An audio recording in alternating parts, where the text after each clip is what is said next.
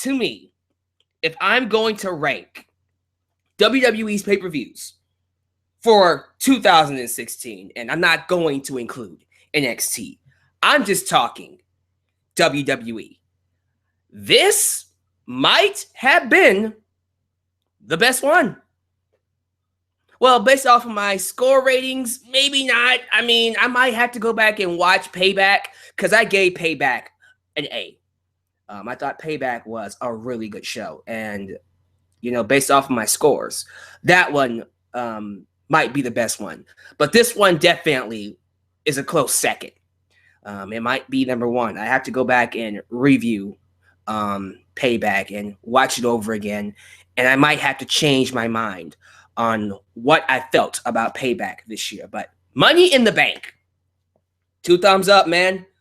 This was a great show. If you have not seen it, I implore you to check this out. All your fears, all your worries, put them aside. I promise you, you will like this show. But don't take my word for it. Down below in the comment section, what are your thoughts about Money in the Bank? If you saw it in the live chat, in the comments, give me your grade. Give me your thoughts. Give me your views on tonight's show. And I will happily read them at the end of it. Now, as always, I'm going to go through all the matches. I'm going to give you an overall show review, give you my thoughts on things I liked, things I didn't like. There were a couple of things tonight that just made me go, oh. But for the most part, I can't really come out of this bitching too hard because most of the things I wanted to happen, happened. Even the stuff I thought wasn't going to happen, happened. Because that ending, though, woo-wee, what an ending. What a way to close off Money in the Bank. And, ladies and gentlemen, what a way to set up SummerSlam. You know damn well, based off of what happened, you know what comes next. So as you guys are giving me your thoughts, let me run through the pre-show really quickly. Because on the pre-show, we got, for some particular reason, Lucha Dragons taking on the Dudley Boys. It was an all right match. Not a lot of drama. It didn't really give me much of a spark. It just was there. Just like the match being announced out of nowhere was just there. So, Lucha Dragons win. Woohoo. And then we got Breezango. Tyler Breeze and Fandango have been doing these skits where they've been tanning themselves.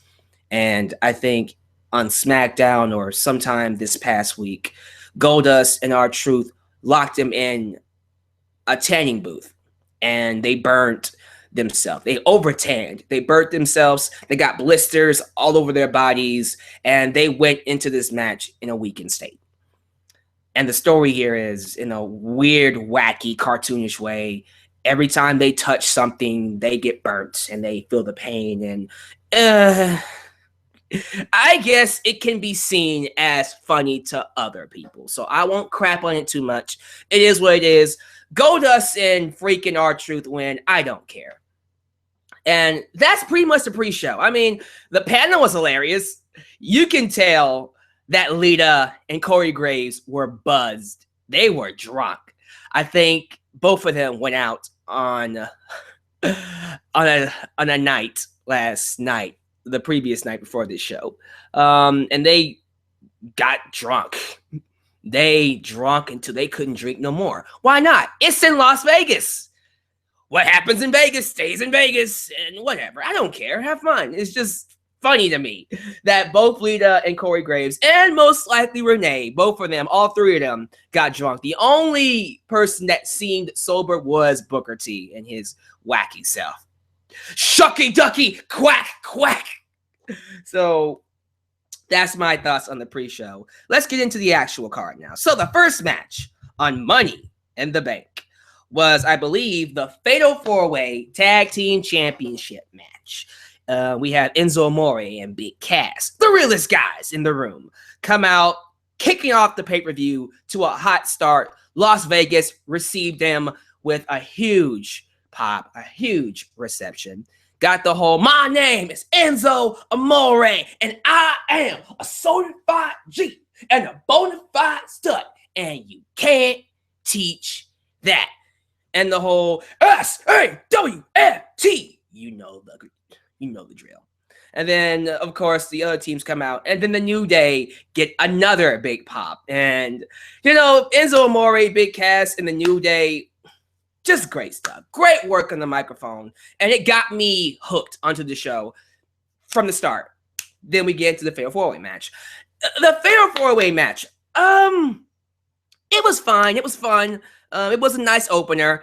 It was kind of sloppy. I felt like the last 5 minutes of the match was very sloppy. Something happened. I don't know if something got off or someone didn't do a spot, but I think from the moment Kofi Kingston botched his Trouble in Paradise on Enzo Amore, it just fell apart. And I think they pinned someone who wasn't really legal. I don't remember who was legal. It wasn't Aiden English. And Aiden English was the one I got pinned. So it was just a mess. It just ended weird. New Day retained, as I predicted, because New Day is getting really close to breaking Paul London and Brian Kendrick's tag team championship record. That is 334 days. New Day is at 301. So if they go to July 24th, which is exactly the same day as the next pay-per-view, Battleground. Is it Battleground? I'm going to assume it's Battleground. Well, the next pay-per-view will be the day they break the record. And I guarantee you that will be the day they drop the belts. Whoever they are facing at the next pay-per-view, they will drop the belts to. Because that will be the time to do it. They would have broken the record, and there's no other reason to really keep the belts on them. And that's my opinion on that. They might keep it until SummerSlam, but I predict they will drop it at Battleground, which is why they did not drop it in this match. And quite frankly, I'm happy they did not drop it in this match. I don't want to see New Day drop their championships in a wacky match like this. I want it to be straight up 2-on-2. Fair and square, So New Day retains. And then after that, we got this hilarious, I got to talk about this. We had this hilarious Money in the Bank promo featuring Kevin Owens, Chris Jericho, and Alberto Del Rio.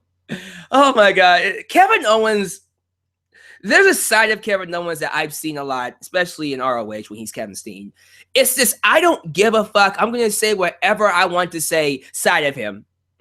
And he's been doing it a lot more often. And today, it was just off the charts. It was awesome. He had me rolling in this segment. He is great. He is hilarious. And then you have freaking Dario coming in there, and he said, Pedro, and he said, you're just calling me a dog. Why you call everybody a dog? Do you like dogs? Did your dog die when you was a kid? I was like, Kevin Owens he's a beast. And then Chris Jericho. Man, Chris Jericho is killing me right now with this gimmick. I'm loving Chris Jericho. He is as entertaining as I knew he could always be. This man coming in doing his whole, I am Chris Jericho, and I give you the gift of Chris Jericho. Drink it in, man. Drink it in. It was awesome.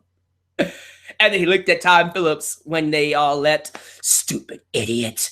It's just, loved it. I just had to talk about that because I don't want to talk about this next match. But I got to do it. The next match is Dolph Ziggler versus Baron Corbin for the umpteenth time because boring chance. Let's go Ziggler. Ziggler sucks chance. It did not go over very well with this audience. They crapped the bed. They crapped all over this match. Not from a lack of trying. I think Corbin and Ziggler put on the best performance they could. This feud has not done them any favors. I don't think anybody got over in this feud. Corbin doesn't look any stronger. In fact, I say he looks weaker than he did on NXT. And he won the freaking Andre the Giant Battle Royal. Ziggler looks... Can I just pause for a second to talk about Dolph Ziggler? Because... what happened to this guy? What happened? I've said it before in past reviews. I think he's lost his drive. I think he's lost his passion because it's easy to tell. Just go watch a match of Dolph Ziggler's back in 2013, 2012, especially 2011. That to me was the prime of his performance. That was Ziggler at his best, 2011. Regardless, Ziggler to me, for some particular reason, has fallen into this rut where it feels like he's just going with the flow. He's not trying to steal the show. He's not trying to have the match of the night. He's not even trying to entertain us. He's just going out there and just doing shit. And it bothers me because it's sad. 2013, this man, Dolph Ziggler, won Money in the Bank. He was Mr. Money. Well, he won Money in the Bank in 2012. Sorry. Rewind that. He cashed it in 2013. And he was world champion. And he was the top baby face on the roster. And then ever since then, and some of you might say Survivor Series 2014. I say 2013 when he lost the championship. But whatever day you want to go for, ever since he had either big moment, he has not recovered. He has fallen, and I feel like he's just given up. He doesn't try anymore, and quite frankly, I'm losing my interest in Dolph Ziggler. Maybe, just maybe, he needs to turn heel. Maybe, just maybe, he needs time off. Something needs to happen with Dolph Ziggler because I can't support this Ziggler. I can't support him as he is. I can't. I feel like he's lost his identity. I feel like he's lost his passion. He doesn't have that fire. And this feud has done nothing for anybody. So Baron Corbin wins, and hopefully, for the love of God, hopefully this feud is over. This feud is over. But overall thoughts on the match, it was boring. I didn't like it. I didn't think it was all that great. They had the best match they could, I suppose, but it just didn't connect. That's just my opinion. By the way, shout out to people watching me from India. Thank you for tuning in to me at this time. Next up is the women's tag team match. Charlotte and Dana Brooke versus Natalya and Becky Lynch. We got instant. We want Sasha Banks chance. And as we should, because Sasha Banks is awesome. And guys, look, I love me some Sasha Banks. I want her to come back as well. I think now that we're getting close to SummerSlam, do expect her to show up eventually. As for what will happen at Battleground, because here's how I see it. We had Charlotte and Dana Brooke get the victory after Natalya and Becky Lynch had a little bit of a mishap. They bumped heads inadvertently, and this allowed, I think it was Natalya, to be pinned by Charlotte after she capitalized with her finisher, not the figure eight, but the natural selection. And Charlotte and Dana Brooke are walking up stage, celebrating, we're the best. And Becky Lynch, is hugging Natalya, and then she turns her shoulder for 1 second, and Natalya blasts her ass and knocks her out and beats her down and just wails on her. Got a big reaction. Crowd booed her. Just booed the hell out of Natalya. That's right. Natalya turns heel. Heel turn by Natalya. And you know what? If this means we are going to get a feud between Natalya and Becky Lynch going into Battleground, I'm all for that. Let's go. Let's go. Let's do this. I would love to see that happen. I think those two are going to kill it in terms of a feud. We've been needing this. I feel like for a while, at least for about a few months, this Divas Revolution or the women's division, I'm not going to call it, I hate the term divas, but whatever you want to call it, the women's resurgence has kind of simmered down, hasn't been, all that great, because I feel like WWE is waiting. They're waiting until SummerSlam to do Sasha Banks and Charlotte, which is the next step on his resurgence. Regardless, though, I think one thing that the women's division has been missing is variety. Everything's about Charlotte, which is fine. I love Charlotte. I think she's doing great. She's lost her heat ever since that Stephanie McMahon segment. I'm still pissed off about that. But regardless, Charlotte is champion. I'm happy about. But there are other female wrestlers in this division. So I'm happy now we're getting a new feud outside of the women's championship. So we'll see where that goes. I am happy about that. So let's see what happens with that, guys. So I think from that we go to Apollo Crews versus Sheamus. Those of you asking, no, I did not see the Ninja Turtles film yet. Will I go see it? I don't know. But I hear Sheamus did a very good job. So props to him. Bebop and Rocksteady, of course, is a childhood memory of mine, and I'm going to assume he did it justice. Right? Well, regardless, Sheamus took on Apollo Crews, and the match was fine. It was good. I'm going to say it was a good match. Apollo Crews won, as I expected. And as soon as he won, people have been kind of getting on me about, Crews not really having a personality. Well, as soon as he won, I was bombarded with people all over about, Apollo Crews is boring. Apollo Crews is athletic, but he doesn't have a personality. Why did he come up from NXT? And you know what? I'm not going to sit here and say that you're wrong. I do feel like when you look at it from a big picture perspective, Apollo Crews kind of did come up too early. I feel like he didn't get a chance to develop his character down in NXT. But I don't know, man. It's never too late. I think it's still early for him. He's still young. He's still got a lot of time to grow and develop himself. But I do agree, eventually he'll need to build. He'll need to build a character. He'll need to get a personality. He'll need to really find a connection with the audience, because I think now the NXT armor, the NXT, what's the word I'm looking for? That aura, the NXT aura that he came up on, it's wearing off. And now, okay, what can you bring to the table? Hopefully he'll find something. I still believe Apollo Crews has a great personality somewhere in there. He just hasn't found the avenue, the persona, the gimmick to bring it out on. Once he finds it, he's going to start clicking. And the next you know, world championship. I promise you. I am betting it right now, knock on freaking wood. Apollo Crews still will be a future world champion. And if he's not, it's a damn travesty.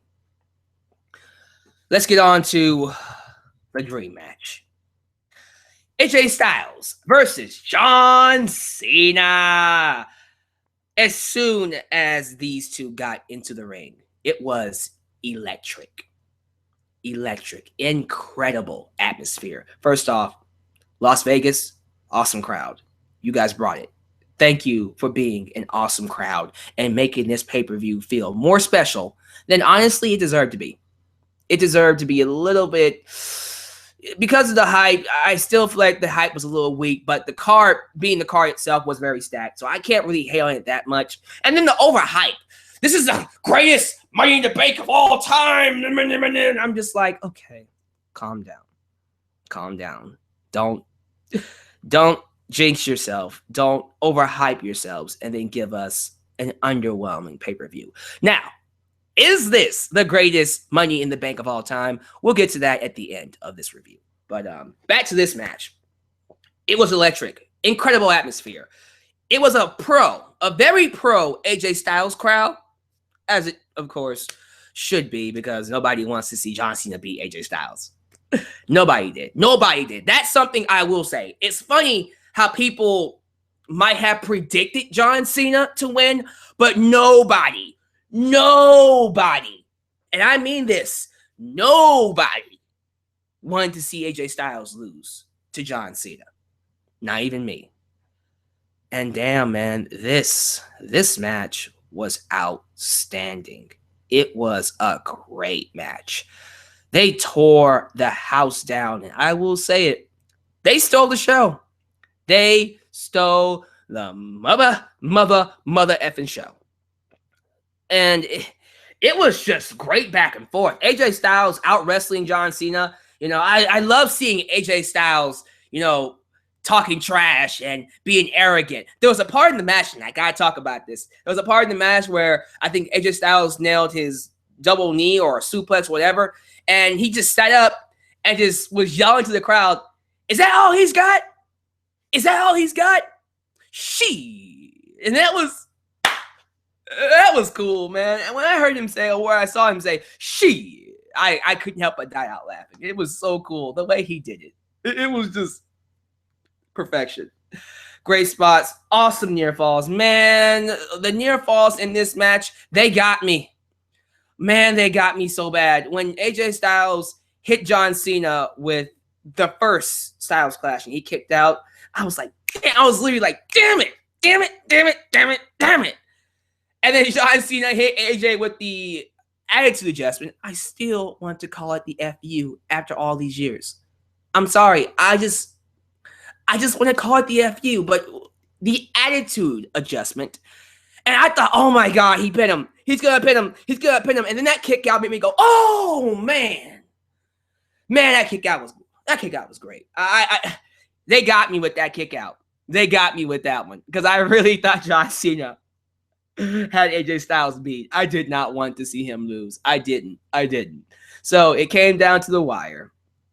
John Cena inadvertently knocks out the referee, and he hits AJ Styles with another attitude adjustment. Pins him. Referee doesn't count it because he's knocked out. And then this is the part where people get pissed off because out comes Luke Gallows and Carl Anderson. They beat up John Cena. They hit him with the Magic Killer and then place AJ over him. AJ beats him. Yes! AJ wins the match with the help of Luke Gallows and Carl Anderson. Now, from a personal perspective, I'm happy he won. I called it right down the middle. I called it exactly like I knew it would happen. In my preview, I said AJ Styles would win dirty. I said that. Do not be shocked if he won with the help of someone or Luke Gallows and Carl Anderson. And it happened. I knew it was going to happen, and I didn't care. I said AJ Styles needed to beat John Cena, and that is what happened. We're going to get rematches. Guys, expect a rematch, and expect John Cena to win at least one of them. At least one of them. It might be the next one. Don't be shocked if he won the entire feud, because that is how John Cena works. Do I like it? No, I hate it. But this is how WWE does things. Now, on Twitter, I was just in disbelief seeing all these people angry, just mad. Oh, AJ Styles should have won clean. Oh, they ruined the match. Oh, John Cena always has to, get the one up over someone. See, he actually pinned AJ Styles, but WWE has to make him look strong. And I don't usually get aggravated by fans. I don't. I love you guys. I respect you guys. I think you guys have a right to your opinions, just like you have a right to this opinion too. But I can't lie to you. When I read those messages, this is what I did. And the reason I did that, not because you're stupid idiots. No, it's like, stupid idiots. No, it's just, to me, I think fans set themselves up for something that I even knew wasn't going to happen. If you really thought AJ Styles was going to beat John Cena in the first match, could it have happened? Yeah, but are you surprised? I'm like, guys, at this point, you know how this works. You know the drill.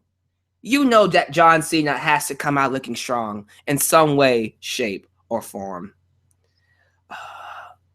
I know some of you are saying it was a cheap win. They didn't want to make AJ Styles look strong. He could have done better. He could have got a clean finish. They gave Kevin Owens a clean win. Why can't AJ Styles have a clean win? I get what you're saying. I'm not saying you are wrong. And JBL getting angry, flip-flopping more than Stephanie McMahon does. Oh my God, they ruined the match. You're a heel commentator. You are a heel commentator. You are the longest reigning champion in SmackDown history, and you did that exact same shit that AJ Styles did, but you actually planned it. So don't come at me with the whole "it would ruin the match." JBL, you are the biggest hypocrite I've ever seen. You're a heel commentator. You should be happy about this. It's all about the results. But oh well, he ruined the match. Get the fuck out of here. Are you a heel commentator or a face? Pick a side. Back to this.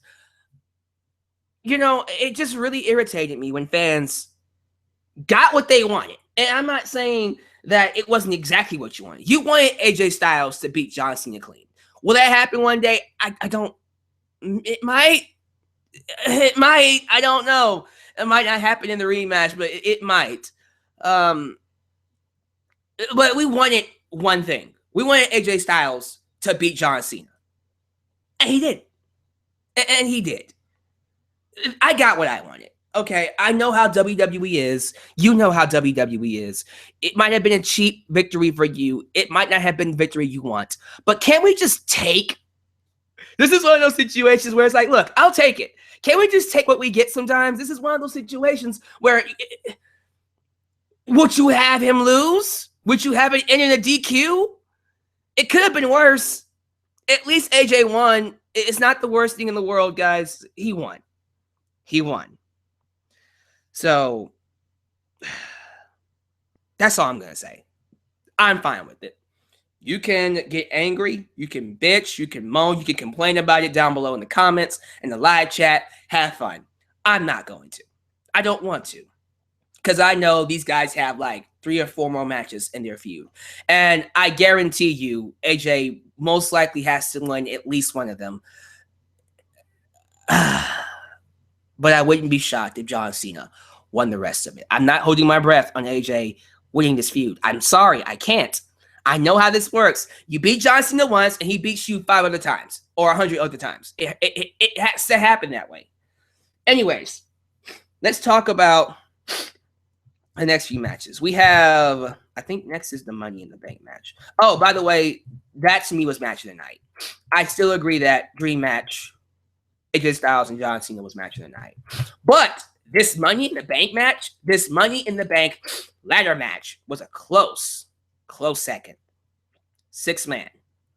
Sami Zayn, Cesaro, Chris Jericho, Dean Ambrose, Kevin Owens, and Alberto Del Rio.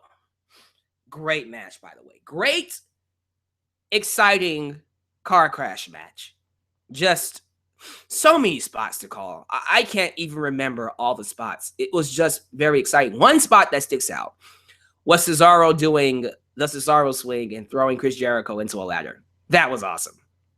And of course, Sami Zayn hitting the Michinoku driver. He hit a Michinoku driver on Kevin Owens with a ladder, like the ladder was actually laid up, and he threw him on the ladder. It looked so devastating that I actually thought he broke his back. Like he just, whoa, right on the ladder. I was like, oh, it was crazy, man. And it's starting to come back a little bit now. The ending where they were all on top of ladders and beating each other up, that was a nice little visual. And then you had, Cesaro. There was another spot that Cesaro did. Cesaro, I think. Okay, was this Cesaro? It was the spot where. Yeah, it was Cesaro because he jumped off the ladder and did a springboard. Yeah, it was Cesaro. You had Cesaro on the ladder. He jumped off the ladder onto the ropes, springboarded off the ropes into a twisting uppercut. It looked gorgeous. Cesaro was the highlight of this match, man. But anyways, it came down to the wire. It was Kevin Owens and Sami Zayn. And then Sami Zayn gets powerbombed on a ladder, knocks him out. Kevin Owens climbs the ladder, and then Dean Ambrose climbs afterward, knocks him down, and pulls off the briefcase. Dean Ambrose became your new Mr. Money in the Bank. As soon as I saw him win that briefcase, I knew then, okay, the very next time we see Dean Ambrose cash in that briefcase, the moment he cashes in that briefcase, I know then and there he will win. He will become the new world champion. I knew it. I said the very next time you see him with that briefcase and he cashes in, that was it. He was going to win it. Hey, apparently, based off of what happened, guess who was right. But anyways, let's just get to it. I mean, yeah, forgot about this match. United States Championship match, Rusev versus Titus O'Neil. They gave Titus this match because they suspended him because they felt bad, and they said, look, we'll give you a shot. We'll give you some TV time. Here you go. Do you forgive us? Whatever. Rusev beat him. It was an okay match. Rusev became an asshole, went to the outside, looked at Titus O'Neil's kids because it's Father's Day. Titus O'Neil's kids and said, your father sucks. Happy Father's Day! Clash your spirits, clash. Sorry. Oh my God, it was just hilarious. Okay, let's talk about the moment. The moment of the night. Main event time. WWE World Heavyweight Championship. It is Seth Rollins taking on the champion, Roman Reigns. Not gonna lie to you, match was kind of lackluster for the first 20 minutes. I was kind of looking at that match and going, okay, guys, something's got to happen here. Something needs to happen. You're putting me to sleep. It picked up in the last, 5-7 minutes. This match went a long time. It picked up in the last third of the match. I felt like then it was starting to get good. It was weird. Maybe because of the dynamics of the match, I felt like Roman Reigns worked more as the heel, as the aggressor of the match. And Seth Rollins was the one that came back, the one that had to fight back. He was the babyface of the match. So it was kind of weird because they brought Seth Rollins back. He was supposed to be a face, but they turned him heel, or they kept him heel, They kept him heel, and they gave him this babyface special, Seth Rollins 24 on the network, and made fans sympathetic to him. And then they used that in storyline. So they made him a heel, but they gave him some babyface sympathy. And then they kept Roman Reigns how he is, which people don't like, and people booed him. And it was just weird. It just didn't work. The dynamics of the match and the feud didn't really work for me. So it was very hard for me to get into this match. It was. I'm sorry. It really was. Until the last third, like I said. So the last third happens. And this is when, Roman Reigns goes for that first Superman punch. He hits Seth Rollins. It connects.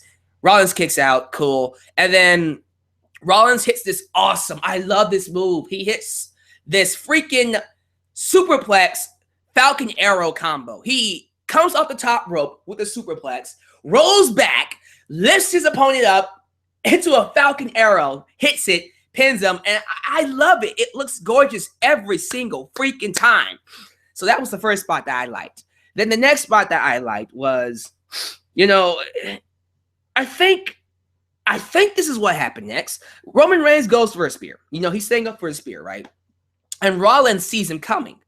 And the referee's knocked out because referee bumps. Referee was knocked out for this one too. Because I think he was going for a spear on the outside and he missed and he hit his head on the freaking barricade. And then here come referees and medics and stuff. Oh my God, did he get a concussion? He's fine. We get into the ring. He goes to hit Seth Rollins with the spear. And then Seth Rollins catches him. He jumps, catches his head in between his knees, and then falls into a pedigree. And you should have saw me. I did a freaking Bo Dallas slap. This is what I did. Yes! Yes! Yes! Yes! So that's basically what I did. I pretty much did that when that happened. And then I came back and saw that he kicked out. Ooh! Oh, I was pissed. Oh. You don't know how pissed I was. You don't know how pissed I was when freaking Roman Reigns kicked out of that pedigree. I really do feel like, to me, that should have been the end of the match. That would have been a great way to cap off that match. That was an awesome counter. Glorious counter. There's a side of me that still feels like that should have been the end. That should have been the end of the match. But it's okay. Because Seth Rollins, hits him with another pedigree, and beats him clean. That's right, guys. Seth freaking Rollins. Seth freaking Rollins beat Roman Reigns clean. He beat him clean. He beat him clean. Ladies and gentlemen, he beat Roman freaking Reigns clean. I was so happy. I was so glad that we got that goddamn belt off of that no drawing, boring champion in Roman Reigns. I'm so happy. I am so glad that he beat Roman Reigns clean. No BS. He beat him clean. And that was great. I'm happy. I'm just happy we got the belt off of him. But I knew as soon as he won that belt, I was thinking about it. Because, like, for 5 seconds, I'm like, yes, he's the new champion. Oh, wait. Yep. Rollins is going to come out. I mean, Rollins is going to get his comeuppance here. Because Dean Ambrose is going to come out. And his music hits, outruns Dean Ambrose. Now, he didn't come from the freaking stage. He came from the crowd. And he attacked him from behind with the briefcase, knocks him out, cashes it in, and hits Seth Rollins with the double DDT, the double arm DDT. Which, honestly, that was another spot I liked in the ladder match. He did like a rope hung or a ladder hung double arm DDT. I would love for Dean Ambrose to make his finisher rope hung double arm DDT. That would be awesome. A rope hung dirty deeds. That would be really cool. Regardless, he hits him with the dirty deeds and pins him. 1, 2, 3. Dean Ambrose is your new world heavyweight champion. I was right. Dean Ambrose had, oh my God, he had the moment of his career. And this time, guys, he actually won the championship. No BS. No BS. He did not, win it and then it get stripped from him like what happened last year. He won the damn thing. Dean Ambrose is your new world heavyweight champion. He celebrates. The crowd goes crazy. Great moment. All three Shield members have now been crowned world champions. I gotta ask you, how does that feel? How does it feel to know that all Shield members are now world champions now? It feels great, doesn't it? I'm happy. I'm happy for all three of them, even though I've been, let's just get it out the way. Yes, Roman Reigns, haven't really been a fan of his reign. And I haven't been a fan of Rollins' reign either. But the fact that all three of these guys, came up together, I think that's beautiful. It's beautiful to see all three of them win the championship like that. I'm just happy the belt is on Dean Ambrose. So now, where do we go from here? Well, the most logical choice and the only choice we can have is a triple threat. Shield triple threat. Will it happen at Battleground? Or will it happen at SummerSlam? We'll see. We'll see, man. I'm all for any pay-per-view. I want that match. I want a Shield triple threat. I'll do anything for a Shield triple threat. Anything. So we'll see how that works out. And I look forward to the story they'll tell with Dean Ambrose as the world champion and the story they'll tell with the Shield members being where they are. Because goddamn well this feud is going to go all the way. All three of them. This whole thing is going all the way to SummerSlam. One way or another, these guys will have a triple threat match. And I can't wait for it. I'm happy. I think Dean Ambrose needed this. Ambrose has been lacking ever since he lost to Brock Lesnar. So this is their way of rebuilding him, of repackaging him. And let's see what he does. He could be a really good world champion. Only time will tell. All right, guys. That's my thoughts on the pay-per-view. Let me get your thoughts on this really quickly. What grade would you give this pay-per-view? Like I said before, I don't know if I can say this is the best pay-per-view of 2016 yet. I have to go back and rewatch Payback, which currently has the highest grade. But maybe you guys can all universally agree on the grade. Let's see what happens. And also, I'll read some of your comments while I'm at this. Lots of A's, A's, A's, A's, B's, B's, B's, B minus, B minus, A plus. Fantastic show. A. This is awesome. A. Welcome to the Ambrose Asylum. A, B, B, B, B. So A and B's. This show clearly made you guys happy. I can tell. Twitter poll is universally just 80%. Everybody thumbs up. So just a lot of good things. Let me see here.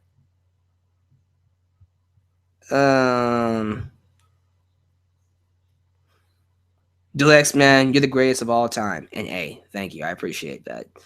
A, B, B, B, B. Good. Really good show. B, A. I'll get to the championships in a second, guys. B, B, A. Good show, B. So, universal praise. Everybody liked the show, which is great. So, I'm going to give it this, guys, because the last hour was really good, except for the U.S. Championship match. I didn't care. I feel like the matches that delivered, the ones that I thought were going to deliver, really delivered. Really delivered. And the main event delivered in more ways than I thought it would. So, for that, definitely, I'm going to give it either a B or an A. But because of the weak matches on this show, I'm talking about tag match was okay. It was decent, but it was sloppy. Divas, I call it the Divas match. Women's tag match was okay. Boring match between Ziggler and Baron Corbin. And, you know, I can't really say overall it wasn't a show. I'm going to give it a B. I'm going to give it a strong, strong B. I feel like it did enough to get me excited for Raw tomorrow and for future shows coming forward. So I'm going to give it a strong B. Still a really good show. Go out of your way and watch it. I really enjoyed this show. But guys, man, let's talk about the facts. Let me end it on this. Ohio currently has 2 champions. Dean Ambrose, being from Ohio, is the new champion from WWE, but also from the NBA, LeBron James and the Cleveland Cavaliers. Finally, after I don't know how many decades, finally brought home a championship to Cleveland. Cleveland got them a championship tonight. Game 7 was a great game. It was one of the best NBA games I've seen in a long time. Amazing. It was down to the freaking wire. Back to back. All players, all of them brought their game, and I loved it. It was awesome. What a game. What a phenomenal NBA game, and Cleveland deserved that championship. Congratulations to them. And people are telling me right now they haven't won a championship since 1964. Wow. LeBron James had what I felt like was a missing piece before people can start saying he was one of the greatest of all time. And that to me was a defining moment. This was a defining moment tonight for LeBron James. You know, he left Miami Heat to come home to Cleveland so he can win them a championship. And after going to the finals 6 times in a row and couldn't do it, he couldn't do it. He finally did it. Defining moment. LeBron James, to me, has earned the right. 3 championships, MVP for sure. He's earned the right to be classified as one of the greatest of all time. Top 10, absolutely top 10. Is he the greatest of all time? No, I can't say he's the greatest yet. He still has a lot of years in front of him. He's 31 years old, right? He's 31. If he continues this for another decade, I might have no choice but to call him the greatest of all time. But, you know, my greatest of all time is MJ. Michael Jordan is the greatest of all time for me. For me. 6 championships, 11 MVPs. And one thing that I will say about Jordan, when he went to the finals, every single time MJ went to the finals, he won it. He is undefeated in the NBA finals. LeBron James can't say that. He can't say that. You know, he's been to the finals how many times? a lot of times. And he's won 3 championship rings. MJ, every single time he went to the finals, he won. You know, there were times where they couldn't even get to a game 7 because MJ shut them down. So, in my opinion, Michael Jordan is still number 1. LeBron James is top 10. You know, he's up there with the Magic Johnsons and the Larry Birds and the Tim Duncans and the Kobe Bryants and the Shaqs and the Walt Chamberlains and the Dr. J's, and I'd be here forever. You guys don't want to hear about this. You're not basketball fans, but MJ is number 1 to me. But LeBron James has definitely earned his spot as one of the greats of all time. Definitely the best basketball player today. And look, I'm a Steph Curry fan, guys. I love me some Steph Curry. Steph Curry is the man. He is the man. You know, I like him, but, you know, LeBron James came out on top. Congratulations, Cleveland Cavaliers. All right, guys, cutting it off here. So, if you like what you watched, if you like what you read, please subscribe. Like me here on YouTube. Like me on Facebook. Follow me on Twitter. And, of course, donate to my Patreon. Donate to my Patreon if you would like to improve the quality of this channel. Thank you guys for tuning in. I had a great time with Money in the Bank tonight. I will see you tomorrow night, hopefully for a good Raw and whatever else happens in WWE and wrestling. But this is your boy, Alyx, man, signing off. You guys take it easy. Peace out.